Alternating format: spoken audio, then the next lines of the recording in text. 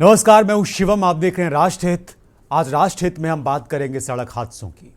सड़क हादसे कितने हो रहे हैं और इसमें कितने लोग कहाँ जान गंवा रहे हैं, ये बड़ा एक प्रश्न है। और क्यों गंवा रहे हैं, ये भी बड़ा प्रश्न है। कानपुर में एक सड़क हादसा हुआ और इस हादसे में करीब 27 लोगों की मौत हो गई। घाटमपुर में ये लोग रहने वाले थे और घाटमपुर से उन्नाव में मुंडन संस्कार के लिए जा रहे थे और वहीं पर ये ट्रॉली पलटने से हादसा हुआ। कानपुर में 6 घंटों में 2 हादसे हुए।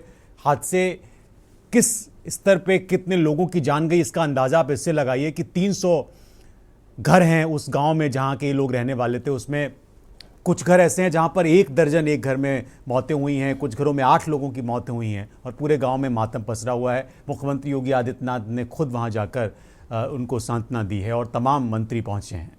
भारत में सड़क हादसों में जान गंवाने वालों की जो संख्या है उसमें युवाओं की तादाद ज़्यादा है। आए दिन होने वाले सड़क हादसों में सबसे ज़्यादा युवाओं की जान जाती है।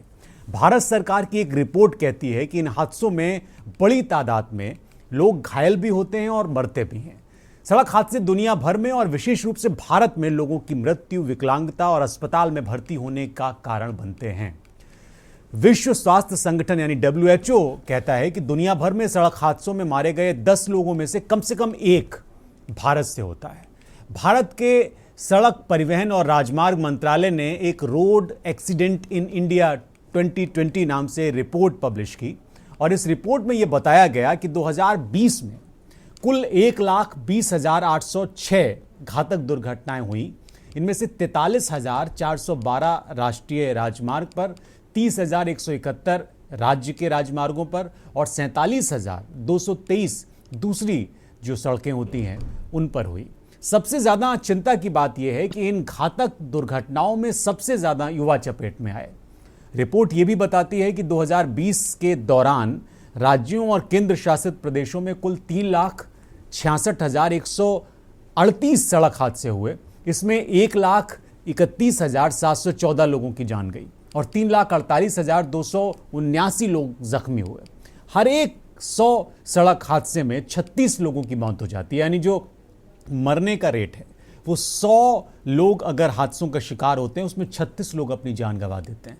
2019 में एक इसी तरह का आंकड़ा आया जिसमें ये 33 संख्या थी, यानी 100 में से 33 लोग मर जाते हैं सड़क हादसों में। दुर्घटना की चपेट में आते हुए युवा वर्ग को लेकर जो रिपोर्ट है उसके मुताबिक 2020 में सड़क हादसों की चपेट में आने में 18 से 45 साल की जो उम्र के लोग हैं, जो युवा हैं, उनमें जो उनका प्रतिशत है वो करीब 69% था, जबकि 18 से 60 वर्ष की कामकाजी आयु वर्ग के लोगों की जो हिस्सेदारी है कुल सड़क दुर्घटनाओं में 87.4% थी। रिपोर्ट ये बताती है कि 2020 में लगातार तीसरे साल सड़क दुर्घटनाओं के शिकार लोगों में बड़े पैमाने पर कामकाजी आयु वर्ग के युवा शामिल हैं। ये वो लोग हैं जो नौकरी करने के लिए जाते हैं और सड़क दुर्घटनाओं में अपनी जान गंवा देते हैं। 2020 में सड़क दुर्घटनाओं की वजह से 56,334 पुरुष और 1,551 महिला ड्राइवरों की मौत हो गई। सड़क परिवहन मंत्रालय ने यह कहा कि उसी साल यानी 2020 में सड़क दुर्घटनाओं की वजह से कुल 35,552 पुरुष और 10,624 महिला यात्रियों की मौत हुई। पुरुष 42,923 और महिला 1,179 जो ड्राइवर थे उनकी मौत हुई। और ये जो इनकी मरने की आयु वर्ग है वो 18 से 45 के बीच की थी। रिपोर्ट में यह बताया गया कि साल 2020 में ट्रैफिक नियम उल्लंघन की श्रेणी के तहत ओवर स्पीडिंग के तहत 69% लोगों की मौत हुई, यानी तेज रफ्तार से गाड़ी चलाने की वजह से। ये जो हादसा हुआ जिसकी वजह से मुझे ये कार्यक्रम करना पड़ रहा है, उसमें जो प्रमुख कारण बताया जा रहा है वो ये कि जो ट्रैक्टर चलाने वाला ड्राइवर था उसने शराब पी हुई थी और शराब पीने की वजह से वो कंट्रोल नहीं कर पाया ट्रैक्टर को और ट्रॉली पलट गई जिसमें 27 लोगों की जान चली गई। यह हैरानी की बात है, पूरे गांव में मातम का माहौल है और ये घाटमपुर के कोरथा गांव का घटनाक्रम है जिसमें करीब 300 परिवार रहते हैं। 8 घरों में ये मातम पसरा हुआ है जिनके अपने इस हादसे में नहीं रहे। तो ओवर स्पीडिंग एक बहुत बड़ी समस्या है जिसकी वजह से सड़क हादसों में करीब 69% लोग अपनी जान गंवाते हैं। ये 20 का आंकड़ा मैं आपको बता रहा हूं। 21 में भी कमोवेश इसी तरह की सड़क दुर्घटनाएं हुई हैं। गलत दिशा में गाड़ी चलाने से जो हुए हादसे हैं उसमें 5.6% लोगों की जान गई। यानी जब आप गाड़ी ड्राइव कर रहे होते हैं तो जो गलत दिशा में गाड़ी जाने की वजह से जो हादसे हुए उसमें 5.6% की जान गई है। रिपोर्ट में यह बताया गया कि 2020 में 30% मौतें और 26% चोटें हेलमेट की वजह से हुई। जो दोपहिया वाहन पे लगातार हेलमेट पहनने, हेलमेट के लिए चालान किए जा रहे हैं, हेलमेट पहनने के लिए जागरूकता अभियान चलाए जा रहे हैं, उसके बारे में मैं आपको बता दूं कि 30% मौतें जो हैं वो हेलमेट न पहनने की वजह से हुई। 26% चोटें हेलमेट का इस्तेमाल नहीं करने की वजह से हुई। तो ये मेरा आग्रह है कि आप हेलमेट पहन के दोपहिया वाहन चलाएं, जिससे कि इस तरह की घटनाओं से बचा जा सके। इसी तरह 11% से ज़्यादा मौतें और चोटें सीट बेल्ट का इस्तेमाल नहीं करने की वजह से हुई। यानी जो सड़क दुर्घटनाएं हो रही हैं उसमें 11% जो मौतें हैं वो इस वजह से हो गई कि 4 पहिया वाहनों पे सीट बेल्ट न लगाने की वजह से ये घटनाएं हुई। तो ये भी एक बड़ी बात है कि अगर अलग अलग जगहों पर लगातार सीट बेल्ट लगाने के लिए कहा जाता है, और अब तो गाड़ियां भी अगर आप सीट बेल्ट ना लगाएं तो उसमें एक सायरन बजने लगता है, आवाज़ आने लगती है, तो लगाना पड़ता है। बहुत सारे लोग पीछे से बेल्ट लगा देते हैं जिससे कि वो आवाज़ डिस्टर्ब ना करे। तो ये भी एक आप आंकड़े पे ध्यान दें कि 11% जो घटनाएं होती हैं उसमें 11% ऐसा है जो चोटें या मौतें सीट बेल्ट न लगाने की वजह से होती हैं। मोटर चालकों के लिए हेलमेट अनिवार्य है, लेकिन कई बार लोग बिना हेलमेट के ही गाड़ी चलाते हैं और अपनी जान जोखिम में डालते हैं। इसी तरह से कार चालक और कार में सवार यात्रियों के लिए भी सीट बेल्ट बहुत मस्ट हो जाती है, लगाना जरूरी है। मौत का कारण जो हादसे बनते हैं उसकी वजह से न सिर्फ जनहानि होती है बल्कि एक पूरा परिवार उजड़ जाता है, जैसा कि कानपुर की घटनाओं में हुआ। 6 घंटों में 2 बड़ी घटनाएं हुई हैं कानपुर में, और इसके अलावा सीतापुर में भी एक ड्राइवर जिंदा जल गया। गंभीर चोटें या मामूली चोटें आ सकती हैं आपको अगर आप एहतियात नहीं बरतते। एक दुर्घटना जिसके परिणाम स्वरूप एक या एक से ज़्यादा लोगों की मौत हो जाती है उसे एक घातक दुर्घटना के रूप में परिभाषित किया जाता है। जो कहते हैं कि बड़ा हादसा हुआ, बड़ी सड़क दुर्घटना हुई, अगर एक या एक से ज़्यादा मौतें हो रही हैं तो उसको गंभीर की श्रेणी में लाया जाता है। गंभीर चोट वाली दुर्घटनाओं को इस तरह से परिभाषित किया जाता है जिसमें कि एक या एक से अधिक लोग चोट की वजह से घायल होते हैं और जिसके लिए अस्पताल में भर्ती होने की ज़रूरत होती है। सड़क पर होने वाले हादसे के कारण पीड़ित और उसके परिवार पर आर्थिक बोझ भी पड़ता है। असामयिक मौतों और चोटों की वजह से विकलांग भी होते हैं और संभावित आय का नुकसान भी होता है। तो ये एक है कि सड़क दुर्घटना लगातार हो रही हैं और सड़क सुरक्षा को लेकर जो नियम बनाए गए हैं उनका पालन बहुत किया नहीं जाता, खासकर भारत में। छोटे शहरों में तो बिल्कुल भी नहीं किया जाता। चालान के रेट बढ़ाए गए हैं, लोग फिर भी ओवर स्पीडिंग करते हैं, सीट बेल्ट नहीं लगाते हैं, रॉन्ग साइड में गाड़ी पार्क करते हैं, और भी तमाम तरह की चीज़ें हैं, जल्दबाजी में रेड लाइट नहीं मानते हैं। तो इन लोगों के लिए ये एक आंकड़ा है जो मैं आपको बता रहा हूँ राष्ट्र हित के इस कार्यक्रम में, क्योंकि दुनिया भर में इसको लेकर बहुत सारी डिबेट हो रही है, सवाल जवाब हो रहे हैं और सरकारें अपने स्तर पर काम कर रही हैं। अब अगर आप कानपुर के हादसे को देखें तो इसमें ड्राइवर जो ट्रैक्टर चालक था उसी का पूरा दोष है। वो शराब पिए हुए था और शराब पीने की वजह से उससे ट्रैक्टर कंट्रोल नहीं हुआ और ये हादसा हो गया। तो आज हम इसी पे बात कर रहे हैं। हमारे साथ एक खास पैनल है। हमारे साथ ध्रुवकांत त्रिपाठी जी हैं, समाजशास्त्री हैं। हमारे साथ अनवारुल अब्बासी हैं सोती फाउंडेशन से, जो कि सड़क सुरक्षा के लिए काम करती है। पूर्व एसपी ट्रैफिक ज्ञान प्रकाश जी भी हमारे साथ जुड़ेंगे। सोनू शर्मा हैं कानपुर से हमारे सहयोगी जो इस पूरी रिपोर्ट को कवर कर रहे थे। मोहम्मद शुएब लखनऊ से जुड़ रहे हैं। अनुराग कुलश्रेष्ठ अध्यक्ष हैं रोड सेफ्टी दिल्ली से, और वरिष्ठ पत्रकार दिलीप श्रीवास्तव जी भी हैं। आप सभी का बहुत स्वागत है राष्ट्रहित में। ये अगर मैं समझूं इस पूरे घटनाक्रम को जो कानपुर में हुआ, उसमें एक बात स्पष्ट तौर पर समझ में आती है कि इसमें बहुत बड़ी चूक ड्राइवर की थी। और जाहिर सी बात है, इस तरह के कार्यक्रमों में जब हम जाते हैं तो बहुत सारे लोग इस तरह का शराब पीते हैं और उसके बाद जो घटना होती है वो हमने देखा, 27 लोगों की मौत हो गई। अनवारुल अब्बासी जी, आप लंबे समय से सड़क सुरक्षा को लेकर काम कर रहे हैं। क्या आपको लगता है कि भारत में सड़क सुरक्षा को लेकर जो भी नियम कानून बनाए गए उस पर एक तो पालन नहीं होता, ये तो हम देखते ही हैं, चाहे वो सीट बेल्ट लगाना हो, चाहे वो हेलमेट लगाना हो, चाहे वो तेज गाड़ी न चलाना हो, चाहे वो शराब पी के गाड़ी न चलाना हो। हम सब कुछ ऐसा लगता है कि चालानों से बचने के लिए करते हैं, बाकी हमको बड़ा मजा आता है जब तक घटनाएं नहीं होती। क्या इन घटनाओं को कम करने के लिए और अलग तरह से कुछ काम करने की जरूरत है?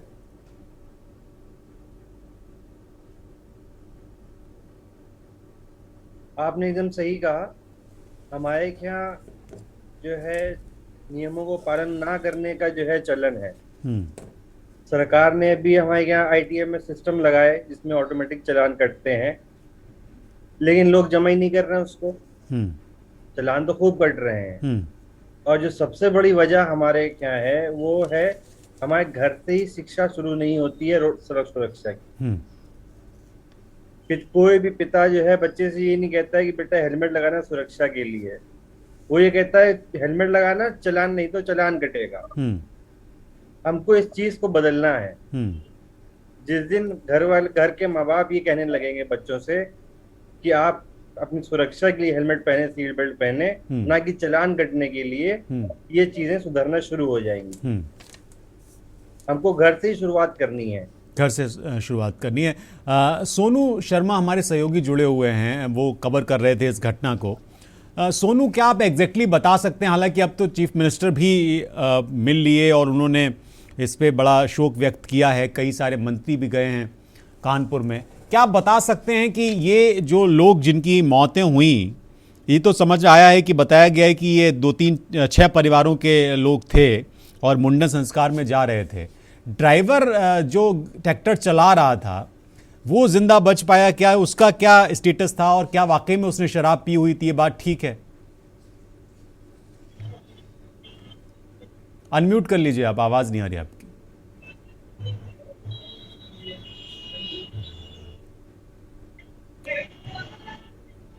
सोनू, आवाज नहीं आ रही आपकी।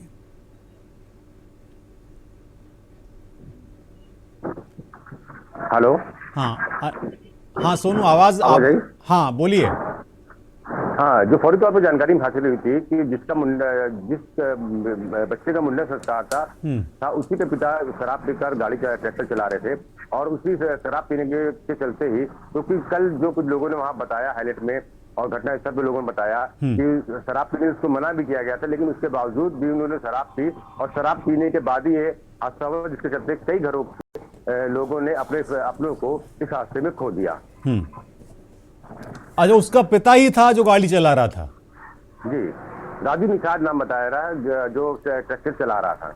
अच्छा, अनुराग कुलश्रेष्ठ जी, रोड सेफ्टी को लेकर बहुत सारी कार्यशालाएं होती हैं और अब तो लाइसेंस देने की प्रक्रिया में भी इसको बहुत परखा जाता है, जो भी गाड़ी चलाने की लाइसेंस लेने जाता है, लेकिन फिर भी हम उस गति से आगे नहीं बढ़ पा रहे हैं। मैं अभी रिपोर्ट जो पढ़ रहा था 2020 की हो या 21 की हो, तेज़ रफ्तार से गाड़ी चलाने की वजह से, रॉन्ग साइड में गाड़ी चलाने की वजह से, बिना सीट बेल्ट और हेलमेट की गाड़ी चलाने की वजह से जो घटनाएं होती हैं, इसमें कहीं ना कहीं तो एक हम ही सब लोग जिम्मेदार हैं जो ड्राइविंग करते हैं। नियम कानून तो पर्याप्त हैं, अब किस तरह से, आपको क्या लगता है कि किस तरह से इस पर काम किया जाना चाहिए? मैं कुछ विशेष पहलुओं पर आपका ध्यान दिलाना चाहूंगा कि अक्सर बड़े एक्सीडेंट या किसी बड़े व्यक्ति के एक्सीडेंट के बाद ये बहस चालू हो जाती है 2-4 दिन के लिए। अच्छा। और मुख्यमंत्री लेवल पर और इवन प्राइम मिनिस्टर लेवल पर काफी शोक व्यक्त किया जाता है कि उनको एक कंपनसेशन भी दे दिया जाता है। लेकिन इन सब की असली वजह क्या है, मैं उस पर फोकस करना चाहूंगा कि हम लोग, जैसे आपने भी बताया कि ज्यादातर केसेस जो है ओवर स्पीडिंग के होते हैं जी। जब इंडिया में इन्वेस्टिगेशन लेवल ही हमारे यहाँ पर 0 है, तो किस बेस पर ये बोल दिया जाता है कि ओवर स्पीडिंग की गई? ये रिपोर्ट है जो जिस चीज का कुछ पहलू नहीं पता चल पाता, वहां पर पुलिस की रिपोर्ट में आता है कि ये ओवर स्पीडिंग की वजह से हुआ। अच्छा।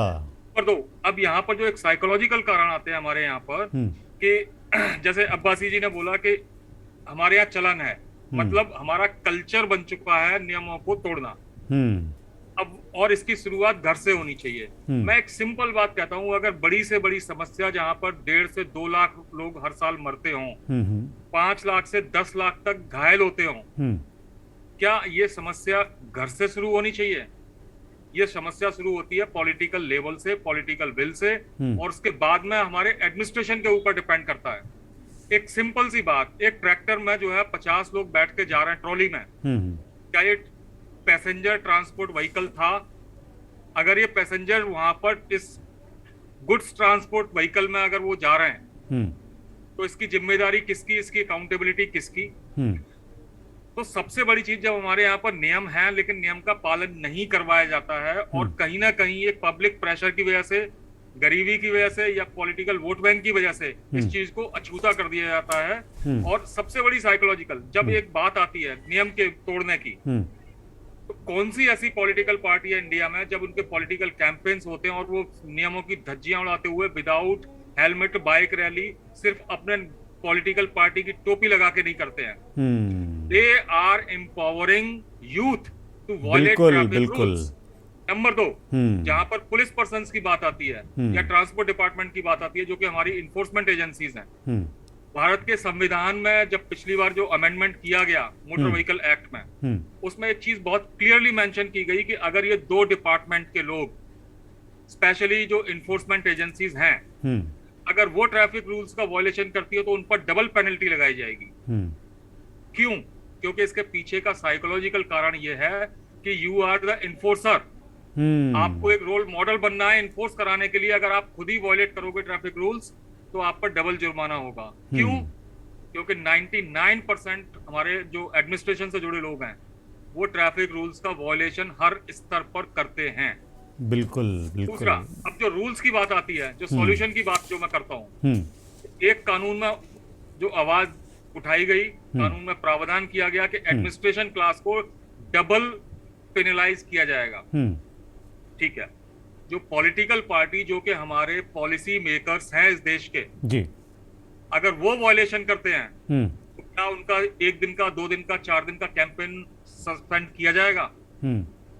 क्या उनकी उस एमएलए की शिप की या फिर एमपी शिप? नहीं, वो तो जुगाड़ लगवा लेगा। अब तो जुगाड़ से भी होता है कि आपने फोटो खींच ली और अगर उसको अपलोड करने से पहले अगर आप किसी बड़े आदमी से बात करा दें तो मामला सॉल्व हो जाता है। तो इसके लिए हमारे यहाँ जो म्यूचुअल कंसेंस बनाने की जरूरत है, जो इस पर मुहिम शुरू करने की जरूरत है, वो हमसे नहीं होगी, क्योंकि हमें तो इन पॉलिटिकल पार्टीज ने एम्पावर कर दिया रूल तोड़ने के लिए। हाँ, हमारी एडमिनिस्ट्रेशन ये बहुत मार्के की बात कही है आपने, एम्पावर किया। अनुराग जी, बहुत मार्के की बात कही है आपने। मैं दिलीप जी और ध्रुवकांत दोनों से ही इसका जवाब लेना चाहूंगा। दिलीप जी, ये जो बात कह रहे हैं अनुराग कुलश्रेष्ठ जी, मुझे समझ आया। ये इस पे मैं आपकी प्रतिक्रिया जरूर चाहूंगा। मानता हूं कि सारे काम दूसरों पे दोष देके कि सरकारें नहीं कर रही, कोई भी सरकार हो, हम लोग ये बड़े गंभीर विषय पे आज चर्चा करने बैठे हैं, कोई राजनीतिक बात नहीं है। तो जो भी सरकारें हैं, राजनीति है, नेता है, वो अपने हिसाब से काम करेंगे।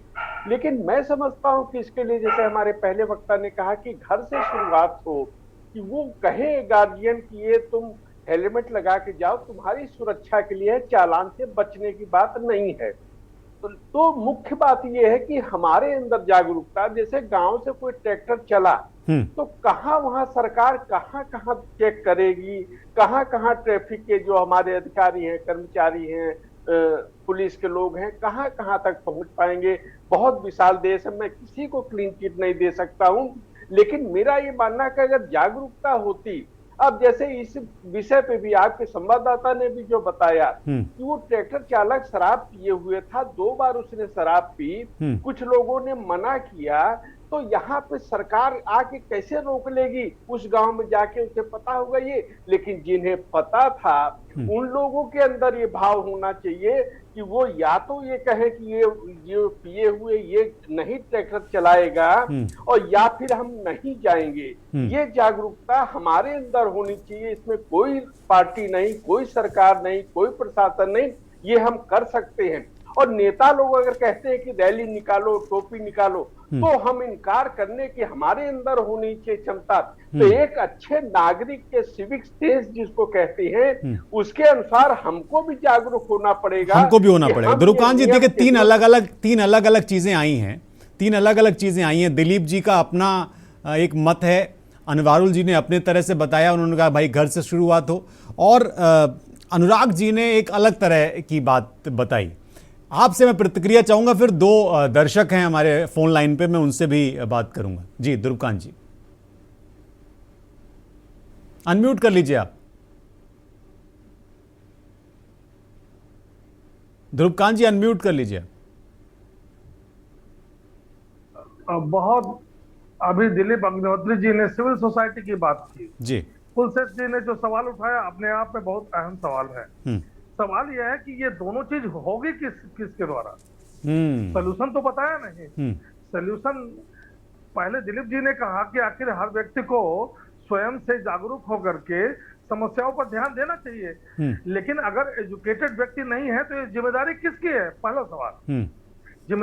जिम्मेदारी किसकी है? सही बात ही आती है कि हम अपने पाठ्यक्रम में क्या रोड एक्सीडेंट के बारे में या रोड ट्रांसपोर्ट के बारे में या एक्सीडेंट से संबंधित सूचनाओं के बारे में क्या कोई बेसिक से हायर एजुकेशन स्तर तक क्या कोई हम पाठ्यक्रम बना सके हैं कि नहीं? पहला सवाल। दूसरा, कुलसेठ जी ने बहुत अच्छी बात की। 1090 चौराहा से हम प्रतिदिन गुजरते हैं और आपको बता दें कि हमने बहुत साफ तरीके से देखा है कि वे सारे प्रशासनिक अधिकारियों की गाड़ियां वो रेड लाइट एरिया को जंप करती है, इसमें कोई संदेह नहीं, मैं आरोप नहीं लगा रहा हूं। बहुत सारे उनको देख करके हम लोग जैसे लोग भी प्रयास करने की कोशिश करते हैं, लेकिन एक डर है रोड एक्सीडेंट का, इसलिए नहीं करते हैं।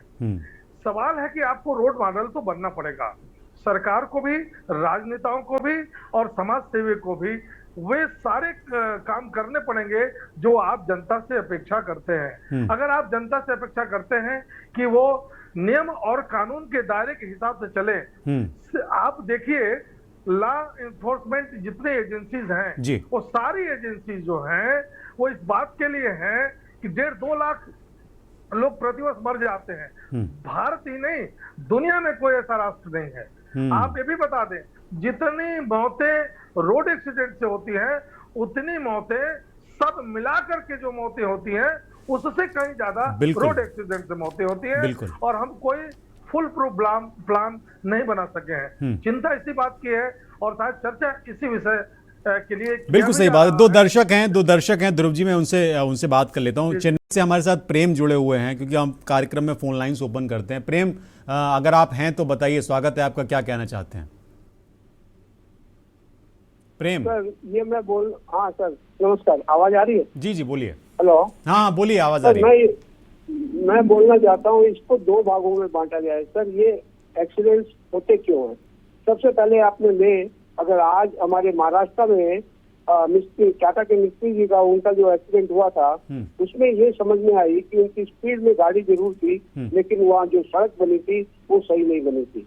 अब रही बात गड्ढों की, जहाँ गड्ढे होते हैं वहाँ एक्सीडेंट होते हैं, जहाँ सिग्नल ठीक नहीं होते हैं वहाँ एक्सीडेंट होती है, जहाँ पार्किंग ओवरलोडिंग होती है वहाँ एक्सीडेंट होते हैं, उसके बाद में जहाँ पुलिस नहीं खड़ी होती है वहाँ एक्सीडेंट होते हैं। ये ओवरलोडिंग, ये रही बात जो गवर्नमेंट को देखने की है, इनके कारण से होती है। रही बात सुरक्षा की बात बाद में आती है। अब उन्होंने 2020 में, गडकरी साहब ने 2018 में कह दिया था कि सीट बेल्ट पीछे की बैठने के लिए होगी, लेकिन जब ये एक्सीडेंट हुआ तो उन्होंने कहा कि सुरक्षा के लिए ये अब कंपल्सरी कर दी। सर, अगर आज हम किसी को 1000, 10,000, 20,000 रुपया फाइन लगा देते हैं तो उससे सर सुरक्षा का नहीं है, ये तो हमको मानने की चीज है। आज कोई आदमी शराब पी के गाड़ी चला रहा है, वो अपनी लाइफ तो डाल रहा है, लेकिन आगे और पीछे वालों की भी लाइफ, जिंदगी को, उसको बर्बाद कर रहा है। उस पर गवर्नमेंट क्या एक्शन ले सकती है वो सोच सकती है। अगर वैसा आदमी पकड़ाई में आता है तो उसको ऐसी सजा मिलनी चाहिए कि उसके साथ कुछ जेल से बाहर न आ सके। बिल्कुल, बहुत शुक्रिया प्रेम हमें फोन करने के लिए। हमारे साथ एक और दर्शक हैं, राम नारायण, अगर वो हैं तो राम नारायण जी, स्वागत है आपका, अगर हैं आप हमारे साथ तो भी। हेलो फ़ोन कट गया है शायद। जी मोहम्मद शोएब, एक बात अभी जो ध्रुवकांत त्रिपाठी जी ने कही, उन्होंने कहा है कि उन्होंने एक उदाहरण दिया लखनऊ में 1090 चौराहे का। क्या आप बता सकते हैं कि जो साहब लोगों की गाड़ियां गुजर जाती हैं और इनके लिए कोई नियम कानून नहीं है, क्या ये भी एक कारण है क्या? क्योंकि लखनऊ राजधानी है और ये घटना हुई, मुख्यमंत्री को खुद आना पड़ा और उन्होंने संवेदना भी व्यक्त की। उन्होंने कहा कि इस तरह के हादसों को किस तरह से रोका जाए, इस पर काम किया जाना चाहिए। लखनऊ में ये समस्या है और मुझे लगता है कि बड़े शहर में इस तरह की समस्याएं हैं। इसके लिए मैंने बात भी की थी आपसे, क्या एक बड़ी वजह आपको लगती है इसमें? क्योंकि ट्रैफिक के जो लोग खड़े होते हैं वो भी इसमें मजबूर होते हैं कि किसी साहब की गाड़ी जा रही है, बड़े आदमी की गाड़ी जा रही है, तो उसका चालान भी नहीं हो सकता, उसको रोका भी नहीं जा सकता। अनम्यूट कर लीजिए आप, अनम्यूट। जी बिल्कुल, जैसा कि बताया गया है कि राजधानी लखनऊ में खासकर इस तरह का बर्ताव अक्सर हुआ करता है। जब कोई मंत्री या कोई भी बड़ा अधिकारी मौके से निकलता है, चाहे वो 1090 चौराहा हो या कोई भी चौराहा हो लखनऊ का, वहाँ पे इस तरीके की बिना सिग्नल के ही ट्रैफिक को रोक करके ट्रैफिक पुलिस उस अधिकारियों को निकलवाती है और आम जनता को रोक दिया जाता है वहाँ पर के। और ये तो अगर सिग्नल नहीं भी चल रहा है, अगर ट्रैफिक रुकी हुई है, तो उसमें से कुछ भी ऐसे अधिकारी या कोई भी किसी प्रकार का कोई भी आदमी जो कि थोड़ा पहुंच वाला जिसे कहा जाता है, जो पहुंच वाला होता है, वो बिना किसी डरे कि मेरा तो चालान नहीं हो सकता है, तो इस तरीके से सिग्नल पार करते हुए वो एक निकलता हुआ जाता है, जिससे बड़ा एक हादसा इससे हो सकता है। इस तरीके से जिस तरह निकलते चला जाता है, तो राजधानी लखनऊ के कई ऐसे मतलब चौराहे होंगे, 1090 क्या, लखनऊ का परिवर्तन चौक, हजरतगंज चौराहा हो गया, और कई चौराहे ऐसे हैं जिसपे जो है नियमों का कोई बहुत मानने वाला नहीं है, ये कहना चाहते हैं। यहाँ लखनऊ में नियमों का कोई मानने वाला नहीं है कि इस तरह से ये एक छोटे से ब्रेक के लिए रुकने के लिए हमसे कहा जा रहा है, और ब्रेक के बाद हमारे साथ ज्ञान प्रकाश जी भी जुड़ेंगे जो पूर्व एसपी रहे हैं ट्रैफिक के। ये एक दो बातें निकल कर सामने आई। एक तो ये कि घर से शुरुआत होनी चाहिए, लेकिन हमारे एक मेहमान ये कह रहे थे कि भाई घर से शुरुआत की अगर बात है तो उसके लिए सिर्फ घर से शुरुआत करना ही काफ़ी नहीं है, किसी न किसी की अकाउंटेबिलिटी होना ज़रूरी है। एक ये भी बात निकल कर आई कि किन किन जगहों पर लोग खड़े किए जाएं, किन किन लोगों को अकाउंटेबल बनाया जाए, इस तरह के बहुत सारे सवाल हैं। लेकिन सड़क सुरक्षा को लेकर गंभीरता ज़रूरी है, और वो इसलिए ज़रूरी है, जैसा कि ध्रुवकांत जी ने कहा कि जिन लोगों की मौतें होती हैं साल भर में, उसमें सड़क सुरक्षा से मरने वालों का आंकड़ा ठीक ठाक है। सड़क सुरक्षा न मानने की वजह से मरने वालों का जो आंकड़ा है वो बहुत ज़्यादा है, तो उस पर लगाम लगाने की आवश्यकता है। और दुनिया भर के कई देश, खासकर यूरोप के कई देश, इस दिशा में बड़े सफल प्रयास कर रहे हैं। छोटे से ब्रेक के लिए रुकते हैं, फौरन आ रहे हैं।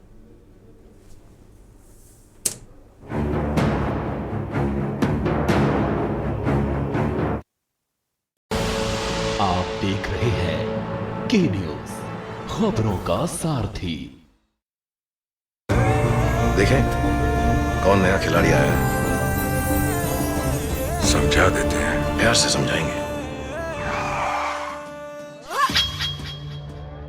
ये तो अपनी जुबान है। जुबान एक हो तो दिल भी एक होने चाहिए। विमल बोलो जुबान केसरी। करें अपने जीवन को कृतार्थ, सुने श्रीमद् भागवत कथा रोज प्रातः 6 बजे मेरे साथ सिर्फ के न्यूज इंडिया।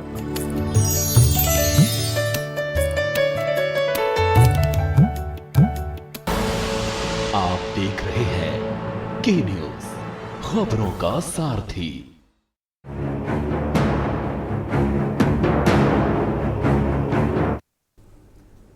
ब्रेक से हम लौट आए हैं और बात हो रही है सड़क सुरक्षा को लेकर, चूंकि कानपुर में जो हादसा हुआ, जो घटना हुई, उसके बाद कई गंभीर सवाल खड़े हुए हैं।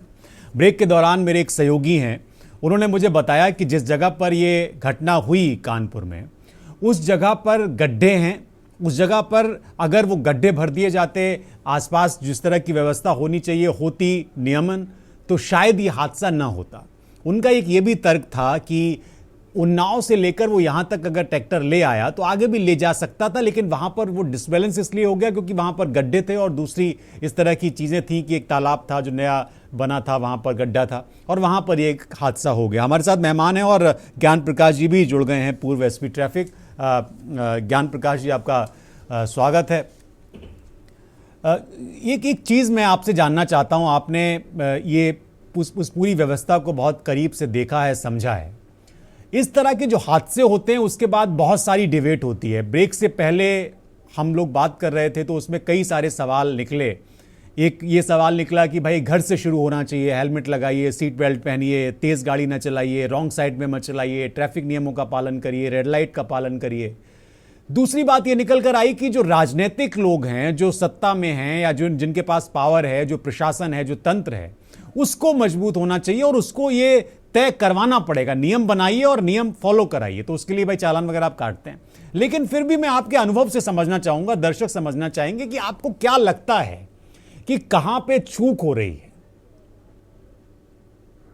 देखिए, सबसे बड़ी बात अच्छी तरह हमें ये समझ लेना चाहिए कि ये गाड़ियां जो है ना, इंस्ट्रूमेंट नहीं है, गिटार नहीं है। जैसा चाहेंगे तो बेस, अगर आप गिटार भी बजाएं तो अगर बजाना नहीं आता, आपने सेंस नहीं बजाने का, तो बेसुरा बजेगा। ठीक उसी तरीके से गाड़ियों को ले लीजिए, गाड़ियां भी एक तरीके से ऐसी इंस्ट्रूमेंट है, इन्हें हेलो, क्या मेरी आवाज जा रही है? हाँ, आ रही, बोलिए। ठीक उसी तरीके से ये भी एक इंस्ट्रूमेंट है, इसको सलीके से बजाइएगा तो धुन निकलेगी, आनंद आएगा, बढ़िया रहेगा, बढ़िया चलेगा, लोग अच्छा तरीके से चलेंगे। एज एसपी ट्रैफिक बहुत ही उस समय प्रेशर पॉइंट हुआ करता था, बड़े नए नए प्रयोग हो रहे थे, तमाम ऐसे काम हो रहे थे, तमाम पुल, ब्रिज, स्टेडियम, तमाम चीजें, मेट्रो वगैरह बन रही थी। मैंने जा के जनता से सीधे सहयोग मांगा कि अगर आप लोग हमें सहयोग करेंगे तो ये सारा काम हम लोग करा पाएंगे, नहीं करेंगे तो नहीं हो पाएगा, दिक्कतें होगा, लेकिन दिक्कतें आएंगी। ट्रैफिक को लेकर के पूरे भारत के बारे में कह रहा हूँ, बहुत कम ही जनपद ऐसे, जिले ऐसे होंगे जहां पर ट्रैफिक सेंस है। हमने इसको बड़ा उपेक्षित छोड़ रखा है। मैंने बहुत पहले कहा भी था कि इसे शिक्षा की उस टॉपिक में शामिल किया जाए जहां से बच्चा पढ़ना शुरू करता है। जब तक इसमें हम शामिल नहीं करेंगे, उसके दिमाग में भरेंगे। आप एक बात बताइए, एक कितना बड़ा वैज्ञानिक होगा जिसने पता नहीं कैसे कैसे तार, कैसे कैसे लोहे को टेढ़ा किया होगा, सीधा किया होगा, एक गाड़ी बना दी होगी उसने। जी। और गाड़ी को चलाता कौन है हमारे यहाँ हिंदुस्तान में, जो उस गाड़ी के एक भी पार्ट्स के बारे में कोई जानकारी नहीं रखता, तो किस तरीके से चलाता होगा? उसका आदर करिए, उसका सम्मान करिए, उस इंस्ट्रूमेंट का सम्मान करिए और सलीके से चलना सीख जाएंगे आप अपने आप। बहुत बड़ी बात कही है आपने, बहुत बड़ी बात कही है आपने, ये उदाहरण जी मुझे लगता है कि लोग समझ पाएंगे। एक बात और कहना चाहूंगा इसमें। जी। मैंने हर बार हर डिबेट में एक ही बात कही, और एज एसपी ट्रैफिक भी मैंने ये बात कही थी, तो कई लोगों ने बड़ी हंसी उड़ा दी थी मेरी। चालान से नहीं, चलन से सुधरेगा। चालान करोड़ों करोड़ रुपए मैंने चालान काटे हैं, करोड़ों रुपए के, एक महीने में 3-3 करोड़ रुपए के मैंने चालान काटे। क्या हुआ? लखनऊ सुधर गया है क्या? मैं माफी चाहूंगा, मैं आपके यहाँ लेट हो गया डिबेट में, मैं खुद ही जाम में फंसा था। मैं खुद ही जाम में फंसा था। बार बार फोन आ रहा था, मैंने कहा मैं कैसे बोलूं कि जिस डिबेट पे जा रहा हूं जी ट्रैफिक व्यवस्था के लिए, उसी एग्जाम में मैं ही फंसा हूं। तो ये अनुराग जी जो ज्ञान प्रकाश जी ने कहा कि चालान से नहीं चलन से सुधरेगा, ये बात मेरे ख्याल से वही बात है जो आप कह रहे थे दूसरे शब्दों में। जी अनम्यूट कर लीजिए, अनम्यूट कर लीजिए।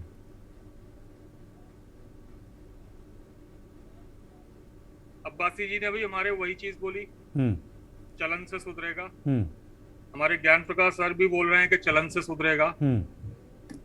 उससे पहले भी बात आई थी कि ट्रैफिक सेंस नहीं है हमारे अंदर। आखिर ट्रैफिक सेंस क्यों नहीं है, मैं आपको बताता हूँ। इंडिया का ब्रांड एम्बेसडर आपको पता है कौन है? जो हाँ हेलो जी, बहुत बड़े हीरो इंडस्ट्री के वो हमारे ब्रांड एम्बेसडर हैं। शायद उनकी एक मूवी में भी ट्रैफिक सेंस का पालन उनके द्वारा नहीं किया गया। आप एक मेरे को छोटी सी बात बताइए कि हम में से कुछ लोग, जैसे हमारा कोई पुलिस डिपार्टमेंट में कुछ लोग हो गए, या फिर पॉलिटिकल क्लास में जब एक्सीडेंट होता है तब उनकी भाषा सामने आती है ट्रैफिक सेंस के बारे में। लेकिन हमारे मूवीज, हमारे पॉलिटिकल क्लास रोजाना हमें प्रोवोक करते हैं, ट्रैफिक नियमों को तोड़कर उनका एम्पावर करते हैं हमको रोजाना। तो जो लेकिन वो ये चेतावनी भी देते हैं कि भाई ये मनोरंजन के लिए है, तो आप इससे फर्क पड़ता है क्या? सर 80 जो मैं आपको एक छोटा सा एग्जांपल दे रहा हूँ, जो मेरी स्टडी है, रिसर्च भी है, कि जितने भी डेवलप्ड कंट्रीज हैं जी, वहां पर आप ट्रैफिक लॉज का वायलेशन मूवीज में शोकेस नहीं कर सकते, एडवर्टीजमेंट में शोकेस नहीं कर सकते, मूवीज, एडवर्टीजमेंट सब बैन हो जाते हैं। मैं एक उसमें गवर्नमेंट ऑफ इंडिया का भी एक छोटा सा एक आपको गाइडलाइन बताता हूँ, मिनिस्ट्री ऑफ I&B की। जी जी जी। Till the moment there is no demand of the story, you can not portray the violation of traffic rules. ये सिर्फ 2 लाइन की अंडरस्टैंडिंग दी गई है। डिमांड ऑफ द स्टोरी क्या है? हमारी गवर्नमेंट को स्पेसिफाई करना चाहिए कि डिमांड ऑफ द स्टोरी क्या है। क्या हीरो की वाइफ का एक्सीडेंट हो गया था, उसकी सिस्टर को किडनैप कर लिया गया था, उसके पिताजी का एक्सीडेंट हो गया था, आखिर डिमांड ऑफ द स्टोरी क्या थी? कैंडिडेट एक हीरो जो है घर से लेकर कोर्ट तक जा रहा है, ये डिमांड ऑफ द स्टोरी है कि विदाउट हेलमेट जाएगा?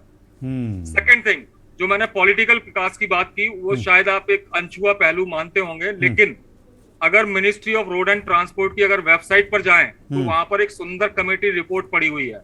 अच्छा। उस सुंदर कमेटी रिपोर्ट में सबसे पहला और टॉप पॉइंट है कि there must be a political priority, क्योंकि ये वी आर द फॉलोअर।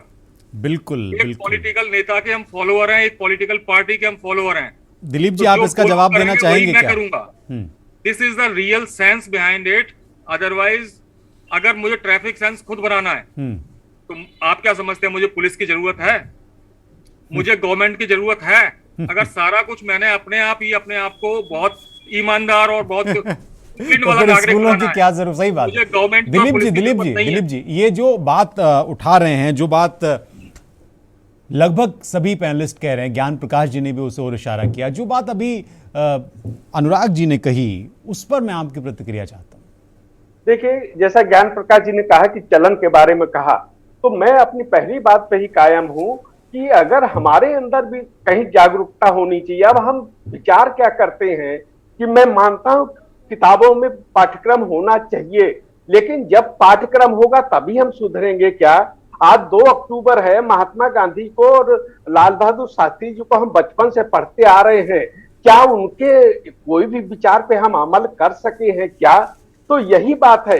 दूसरे, और जो अगर गाड़ियां लोगों, एक साथी ने कहा कि वीआईपी गाड़ी निकल जाती है, तो हमने ये भी देखा है कि उन्हीं चौराहों पे लखनऊ में वीआईपी अधिकारियों की गाड़ियां लाल सिग्नल पे रुकती भी हैं। सवाल यह है कि हम प्रेरणा किससे लेते हैं? और जागरूकता की भी कमी नहीं है। और मैं आज की बात नहीं कर रहा हूं, बचपन से मैं देखते आ रहा हूं, जब केवल दूरदर्शन हुआ करता था, रेडियो हुआ करता था, तब से जो भी सरकारें रही सब अपनी जिम्मेदारी का निर्वाह करती थी ट्रैफिक के बारे में, और हेलमेट लगाने के बारे में सब जागरूक करती थी। फिर कारों में सीट बेल्ट आया, सब ये कह रही थी कि लगाइए, विज्ञापन आते हैं, आप का के न्यूज भी इस बारे में जागरूक करता है। तो जागरूकता की कमी नहीं, लेकिन हमारे चलन में कमी है कि हम उसको अमल नहीं कर सकते। मेरे बहुत विद्वान मैंने अपने लोगों को देखा है, खूब पढ़े लिखे हैं, वो बेल्ट नहीं लगाते हैं, कार पे बैठते हैं, और बाल की स्टाइल खराब ना हो जाए इसलिए हेलमेट नहीं लगाते। ये मेरी व्यक्तिगत जानकारी में है। वो जानते हैं लेकिन जान के अमल नहीं करते हैं।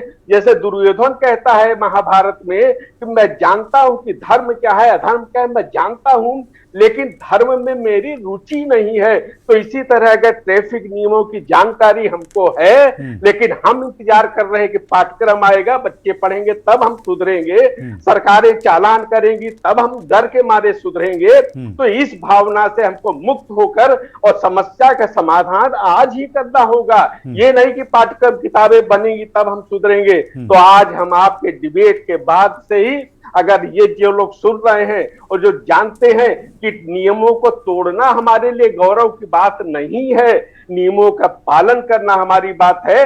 और दूसरी बात, एक बात सरकारों से मैं जरूर चाहता हूं कि रोडें भर गई हैं, ज्ञान प्रकाश जी व्यवहारिक रूप से जानकारी रखते हैं, तो ऐसे में पब्लिक ट्रांसपोर्ट को बहुत मजबूत और सुदृढ़ करना चाहिए, जिससे हमें लगता है सड़कें कार के बोझ से दब गई हैं, तो इसमें तब सुधार होगा। हाँ, ध्रुवकांत जी, आप इस पर अगर कोई टिप्पणी करना चाहें, जो उन्होंने कहा कि भाई पाठ्यक्रम में शामिल कर भी देंगे आप, तो उससे क्या बहुत फर्क पड़ने वाला है?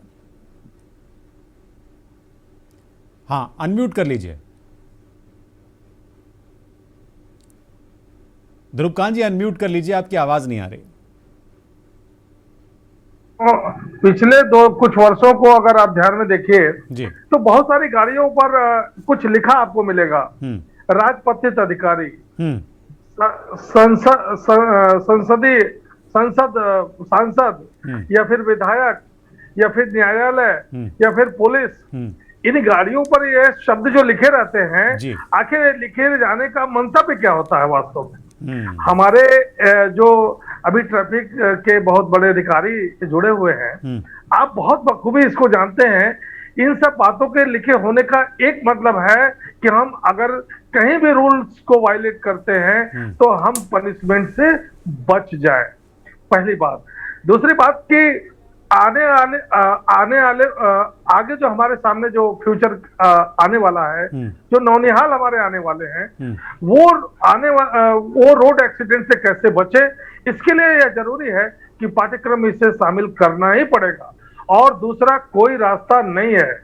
तीसरी बात महत्वपूर्ण है कि जो सिविल सोसाइटी को स्वयं से ये जागरूक होकर के रूल्स को फॉलो करना है, उसके लिए जरूरी है कि तमाम वे सारे बड़े अधिकारी, सांसद, प्रोफेसर, विधायक और तमाम वे सारे रोल मॉडल बने सोसाइटी के लिए। आप इस बात पर बार बार जोर दे रहे हैं। और महात्मा गांधी जी ने ये भी आज के दिन ही विषय भी है कि जो आप दूसरों से अपेक्षा करते हैं, आप वैसा व्यवहार स्वयं करिए, तभी हम ज्ञान प्रकाश जी के पास जाएंगे। उससे पहले अनवारुल अब्बासी जी, आपसे मैं पूछना चाहता हूं, जागरूकता की एक बात निकलकर सामने आ रही है, वो चाहे पाठ्यक्रम में उस विषय को शामिल करके, हालांकि मैं भी जब पढ़ रहा था उस वक्त भी कुछ जगहों पर एक दो पाठ ऐसे होते थे कि भाई आप कैसे सड़क पर चलें, रेड लाइट और इन सब चीज़ों के बारे में बताया जाता था। लेकिन चूंकि आप इसको लेकर काम कर रहे हैं, सड़क सुरक्षा को लेकर, कहाँ पर परेशानी आती है जब इस तरह के अभियान चलाए जाते हैं? तो परेशानी ये आती है कि हम लोग एक चीज एक बार करके जो है छोड़ देते हैं। जैसे कि जागरूकता अभियान चलता है तो लोग 100 स्कूल, 200 स्कूल या 500 लोग गिनती बढ़ाना चाहते हैं। हम 100 स्कूल साल भर में करेंगे, हमारी ये गिनती रहती है जी। मैं कहता हूँ आप एक स्कूल को 100 बार करिए तो वो चीज बच्चों में अंदर प्रैक्टिस में आएगी, उनको याद होगा। जैसे कि स्कूल में पढ़ाया जाता है, एक ही चीज को बार बार रिवीजन कराया जाता है, बार बार पढ़ाया जाता है, तो उसी तरह से जो है हम अगर जागरूकता की ये चीज पैटर्न बदलेंगे, कंसिस्टेंसी तो होनी चाहिए, बिहेवियर चेंज आएगा। ज्ञान प्रकाश जी, हाँ जी, जागरूकता की बात है, नियमों की बात है। मैं स्कूल्स में कार्यक्रम करता हूँ, बच्चों से करता हूँ बात, ऑन रोड हमारे कार्यक्रम होते हैं। तो जो बेसिक रूल्स हैं, जैसे कि हेलमेट है, सीट बेल्ट है, रॉन्ग साइड नहीं चलना चाहिए, शराब पी के नहीं चलाना चाहिए, इसकी जागरूकता की कोई कमी नहीं है। आप 6 साल के 7 साल से बच्चे से भी पूछेंगे सीट बेल्ट, हेलमेट, वो कहेगा हाँ जरूरी है, लगाना चाहिए। बट इसका पालन कराने वाला कौन है? ज्ञान प्रकाश जी, ये इसका जवाब मेरी अपनी जान बचाने के लिए मुझे सरकार की जरूरत नहीं है कि वो आप ज्यादा इसका व्यवहारिक जवाब दे पाएंगे जो हमारे दर्शक समझ पाए, क्योंकि आप उसी गली से निकल कर आए हैं जिसकी दुश्वारियों की बात मैं कर रहा हूं। ये बात तो ठीक है कि भाई नियम कानून जागरूकता, ये तो मैं भी सुनता हूं कि भाई अब तो गाड़ियों में भी ये हो रहा है कि भाई ये नहीं चलाएंगे। अब तो कुछ जगहों पे जिला अधिकारी जाते हैं तो कहते हैं कि पेट्रोल नहीं मिलेगा अगर हेलमेट नहीं आप लगा रहे हैं। बहुत सारे इस तरह से भी नियम बनते हैं जो लोग थोड़ा इसको लेके गंभीर हैं। लेकिन फिर भी मैं लगभग चौथी पांचवी डिबेट कर रहा हूं, ये किसी बड़े हादसे के बाद मैं इस तरह की डिबेट करता हूं कि भाई कैसे सड़क सुरक्षा को लेकर गंभीरता बने, लेकिन वही ढाक के 3 पात वाला हिसाब। सही कह रहे हैं आप, बताएं। जी हाँ, जी ज्ञान प्रकाश जी, आपसे ही है मेरी बात कि ये फिर भी आप अपने तजुर्बे से बताइए कि कोई कॉन्क्रीट सॉल्यूशन क्यों नहीं हमारे पास है। जैसे उन्होंने एक विकासशील देशों की बात कही, रोल मॉडल एम्बेसडर की बात कही उन्होंने।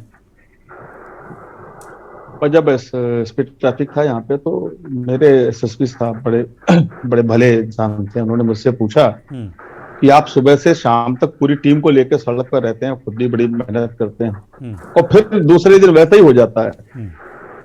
तो हमने कहा सर मुझे लगता है कि ट्रैफिक व्यवस्था वो व्यवस्था है कि कौवा हाँकने जैसा है, हाँका हो फिर वही बैठ गए, हाँका हो फिर वही बैठ गए। तो कौवे को मतलब ऐसा मेरे साथ इतनी निराशा होने लगती थी कि हम लोगों ने प्रयोग करना शुरू किया। तो आप जैसे लोग मिले मुझे, फिर विकलांगों से ट्रैफिक कंट्रोल कराया, स्काउट एंड गाइड से कराया, एनसीसी से कराया, बच्चियों से कराया, गुलाब बंटवाया, चालान किया, व्यापार मंडल से मिले, स्कूलों में गए, स्कूलों में प्रोग्राम कराया गया। होता क्या है, ये सारी चीजें ब्रेक हो जाती हैं बाद में। ये जो बताया ना, मुसलसल तरीके से बार बार पढ़ाया जाए, जो एक बहुत अच्छा एक सज्जन ने कहा, रटाया जाए, इस चीजों को रटना पड़ेगा आपको। तब देखिए, हम तो अपनी जान देने निकले ना ट्रैफिक व्यवस्था में। तो अगर मैं बाइक से निकला हूं तो मैं अपने गंतव्य पे नहीं जा रहा हूँ, मैं तो अपनी जान देने निकला हूँ। और आजकल जो धूम फिल्म बनी उसके बाद से तो मैं बाइक वालों को देखता हूँ, पता नहीं कैसे चला रहे हैं, बड़ा आप बच्चों को देख के। आप भी ये बात मानते हैं कि जो अनुराग जी ने जिस मुद्दे को उठाया कि फिल्मों में ये जो चल रहा है, इसका बड़ा इम्पैक्ट होता है? आप मना भले करिए, मना बहुत कर रहे, सारे लोग कहते हैं, लेकिन भारतीय समाज, जो बच्चे हमारे, फिल्मों से बड़े प्रभावित है। वैसे ही कपड़ा पहनेंगे, वैसे ही बाल बना लेंगे, वैसे ही गले में पता नहीं क्या बांध देंगे और लॉकेट। तो क्यों नहीं? आप जो कह रहे हैं ना, ऐसा नहीं है, बिल्कुल है। धूम के बाद तो मोटरसाइकिलों में ऐसे चलती, तो इनको तो बैन कर देना चाहिए। फिर ये बैन क्यों नहीं की जाती इस तरह? अगर आप जैसे लोग, मुझे लगता है कि अगर मैं 10 एसपी ट्रैफिक से बात करूंगा तो 10 में से 9 वही बात कहेंगे जो आप कह रहे हैं कि भाई फिल्मों का एक इम्पैक्ट है। क्योंकि आप जिस तजुर्बे से बोल रहे हैं वो मैं समझ पा रहा हूं। तो फिर इस तरह की फिल्मों को क्यों प्रोत्साहित किया जाता है? मैं तो देखता हूं कि उसके बजट को लेकर, उसके सितारों को लेकर इतना बातें होती हैं, अवार्ड भी मिल जाते हैं। तो उनको तो अगर ये बड़ी समस्या है तो क्यों नहीं समझ रही है? आईएनबी मिनिस्ट्री को समझना चाहिए। अनुराग जी ने ये बात का जिक्र किया भी अपने वक्तव्य में। पुलिस की बड़ी अपनी सीमाएं और मर्यादाएं हैं। एक ट्रैफिक का सिपाही सड़क पर जब खड़ा होता है ना, तो थकान और ढेर सारा कार्बन डाइऑक्साइड तो लेके जाता ही है वो बेचारा, और ढेर सारी गालियां भी लेके जाता है। कितना लोग अपमानित करते हैं, सांसद लिखा है, विधायक लिखा है, मंत्री लिखा है, ठीक है भाई लिखा है, वो इसलिए लिख देते होंगे कि हमें पुलिस वाला कोई ना रोके साहब, चलिए साहब हम नहीं रोकते, आप जाइए, बड़ा आपका सम्मान हो गया। लेकिन जो बाकी लोग हैं वो कम से कम सारे लोग मिलकर के उनको कहें ना, कानून है उनके लिए। मैं क्या कहूं, मैं बात कर रहा हूं इस मुद्दे पे, तो मैं क्या कहूं, बहुत सारे लोग प्रेस भी इसीलिए लिख लेते हैं कि मैं झमाझम टाइम्स का संपादक हूं।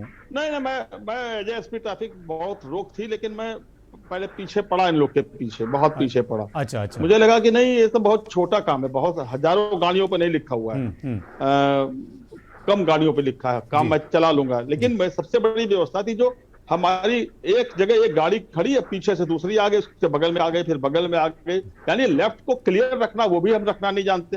और बहस करेंगे, ऊपर से झगड़ा करेंगे, ऊपर से टीएसआई से झगड़ेंगे, आरआई से झगड़ेंगे, अधिकारियों से झगड़ेंगे, नेतागिरी करने लगेंगे।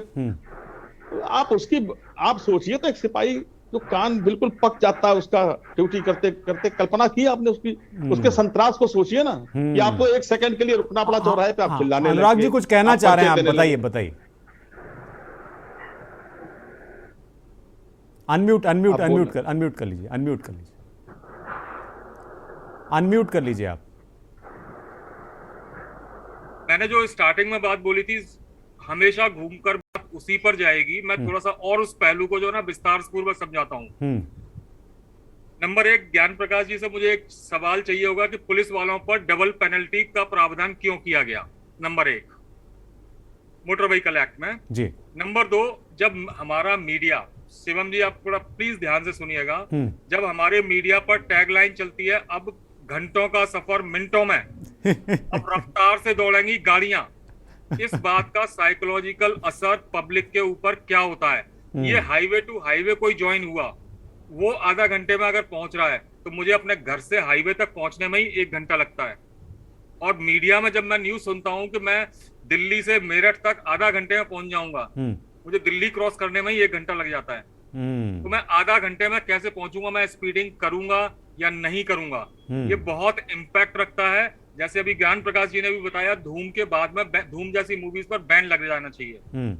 आखिर ये कुछ रूल्स एंड रेगुलेशन जो मैंने गाइडलाइन मिनिस्ट्री ऑफ आई&बी की बताई आपको, जी, प्रावधान है।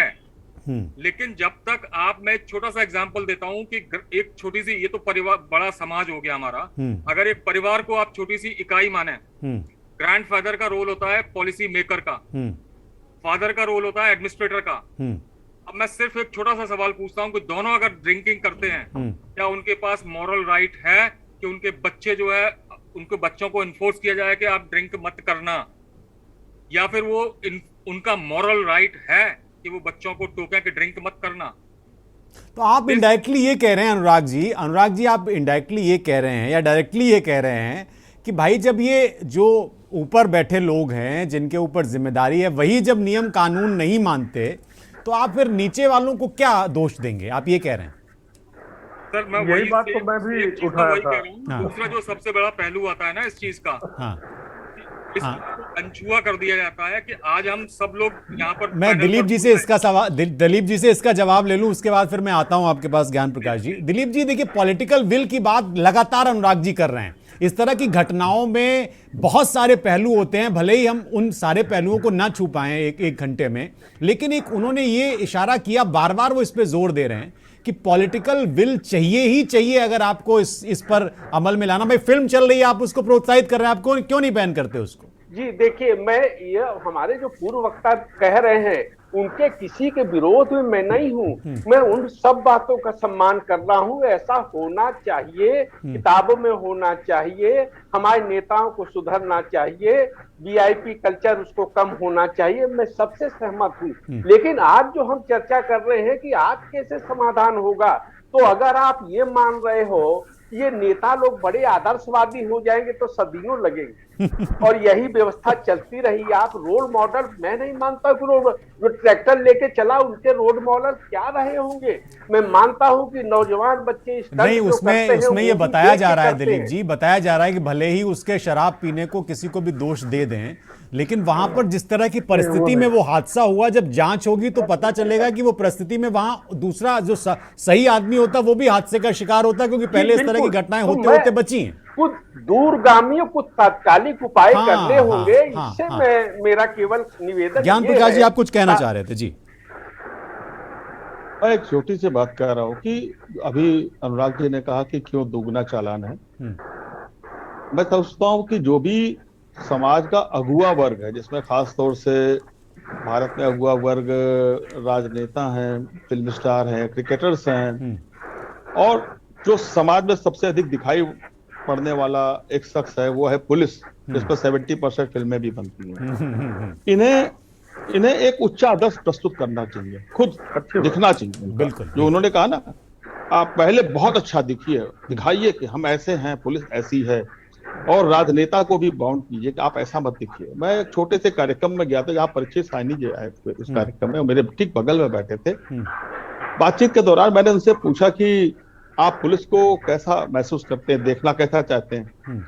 उन्होंने कहा, चतुर्वेदी जी, मैंने आज तक किसी भी फिल्म में पुलिस के बुरे स्वरूप की एक्टिंग नहीं की, क्योंकि पुलिस को हमेशा अच्छा ही दिखना चाहिए, समाज में अच्छा इंपैक्ट आना चाहिए। एक कलाकार ऐसी बातें कर रहा, बाकी कलाकार ऐसी बातें नहीं। लेकिन ज्ञान प्रकाश जी, कुछ जगहों पे ट्रैफिक पुलिस वाले करते भी हैं परेशान, ऐसा भी नहीं है कि हर जगह परेशानी तो होती है। इसके लिए मैं आपका कोई पुराना साथी मेरी बात सुन रहा होगा, मेरे कार्यकाल में शिकायतें ही लगभग बंद हो गई थी, क्योंकि मैंने फोन ऑन कर रखा था। एक शिकायत में मैं खुद वहां पहुंचता था, ये नहीं कि नहीं तुम जाओ टीआई साहब देख लो, तो सीओ साहब, शिकायत आने पर मैं खुद जाता था। इस समय ये प्रथा जो है पुलिस में लुप्त हो गई है। हम जांच करेंगे, हम ये करेंगे, लंबी प्रक्रिया क्यों? जनता पीड़ित हो रही है, आप बैठ के जांच करते रहेंगे, पर इसको दंडित करिए। क्यों मुझे आना पड़ गया? मैं तो ये पूछा था, मैं किस लिए आ गया भाई?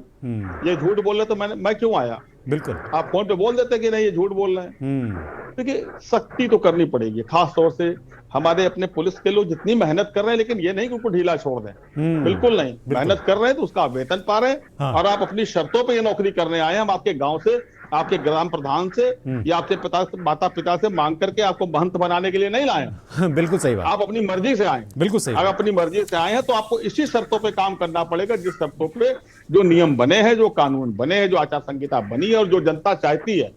अगर आप नहीं कर पाएंगे तो दिक्कतें आएंगी। ये कहीं ना कहीं बहुत बड़ा ढीलापन क्या एक तरीके से देखिए, एक दलदल इकट्ठा हो गया, लोग फंसे पड़े हैं। पुलिस भी फंसी पड़ी है, जनता भी फंसी पड़ी है। हम तो कहेंगे कि जनता, वो कह रहे हैं क्या वीवीआईपी कल्चर, ये कल्चर है, छोड़िए सब वीआईपी कल्चर छोड़िए, हम ही ठीक से हो जाएं। ध्रुवकांत जी, आखिरी में आपकी टिप्पणी फिर मुझे छोड़ देते हैं। ये अभी बड़ी अच्छी बात हुई, वीआईपी कल्चर के बारे में माननीय प्रधानमंत्री जी ने सभी लोगों को, वो जो समाज के बड़े जिम्मेदार लोग थे, उसमें लोक सेवक भी थे, जन सेवक भी थे, पब्लिक सर्वेंट भी थे, सबके गाड़ियों से वो जो उन्होंने हटा लिया था जो हूटर वगैरह, हूटर और ये सब लाल बत्ती, हाँ लाल बत्ती नीली बत्ती हटाने का जो मकसद था वह यही मकसद था कि आम जनता को सुविधाएं प्राप्त हों, आम जनता में एक मैसेज जाए, आम जनता किसी भी प्रकार से उनको अपना रोल मॉडल के रूप में उसे एक्सेप्ट करे। इसीलिए तो किया था कि वीआईपी कल्चर खत्म हो। और शायद हमारे राजनेताओं का ये जरूर सोचना रहा होगा कि जनसामान्य को भी हम एक ऐसे स्तर पर ले जाएं जो सभी रूल्स ऑफ लॉ की बात करें, हमेशा संविधान सम्मत बात करें, हमेशा नियम सम्मत बात करें और सभी लोग कानून का या फिर ट्रैफिक नियमों का बड़े जिम्मेदारी के साथ पालन करें। शायद यही मकसद था। बहुत शुक्रिया आप सभी लोगों का, ध्रुवकांत जी, अनवारुल अब्बासी जी, ज्ञान प्रकाश जी आपका, सोनू शर्मा हमारे साथ जुड़े हुए थे, हमारे सहयोगी मोहम्मद शुएब जुड़े हुए थे आपका, अनुराग कुलशेष जी आपका और दिलीप अग्निहोत्री जी आपका। आप सभी का बहुत शुक्रिया, आपने हमें कीमती समय दिया अपना। और हम ये कोशिश करेंगे कि इस डिबेट में, इस बातचीत में जो भी चीज़ें निकल कर सामने आई उसको हम लगातार लोगों को बताते रहें। और ये बहुत महत्वपूर्ण है क्योंकि जब आप सड़क पर निकलते हैं तो वाकई में किसी ने सही कहा और जो शायद ज्ञान प्रकाश जी ने ही कहा कि जब आप सड़क पर निकलते हैं अपने घर से कार या मोटरसाइकिल लेके, तो ये सही बात है कि आप अपनी जान जोखिम में डालने के लिए ही निकल रहे हैं। और गाड़ी जो आप चला रहे हैं वो कोई ऐसा नहीं है कि ऐसे ही बना दी गई है, उसको बड़ी जतन कर्म से बनाया गया है। तो उसके बारे में आपको जानना चाहिए, उसको कैसे चलाना है, कैसे कैरी करना है, ये आपको पता होना चाहिए। और अगर आपको ये पता नहीं होता तो आप उसको सीख सकते हैं, तभी आप चलाएं। फिल्मों का एक इम्पैक्ट है, तो प्लीज़ फिल्मों से प्रभावित ना हो, नहीं तो आपकी जान को खतरा हमेशा रहेगा और आपके साथ उन तमाम लोगों की जान का खतरा भी बना रहेगा जो आपके इर्द गिर्द होंगे। बहुत बहुत शुक्रिया राष्ट्रहित देखने के लिए।